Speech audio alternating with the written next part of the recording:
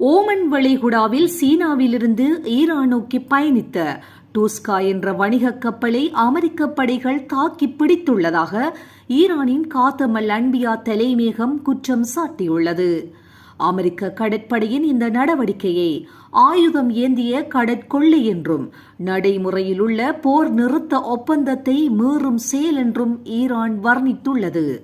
அமெரிக்காவின் இந்த அத்துமீறலுக்கு எதிராக மிக விரைவில் ஈரான் ராணுவம் கடும் பதிலடி கொடுக்கும் என்று அதன் செய்தி தொடர்பாளர் எச்சரித்துள்ளார்.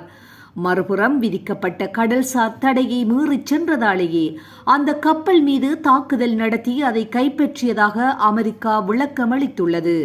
இந்த மோதலால் பாகிஸ்தானில் நடைபெறவிருந்த இரு நாடுகளுக்கு இடையிலான அடுத்த கட்ட அமைதி பேச்சுவார்த்தையில் ஈரான் பங்கேற்க மறுத்துள்ளதால் பிராந்தியத்தில் மீண்டும் போர் பதற்றம் அதிகரித்துள்ளது.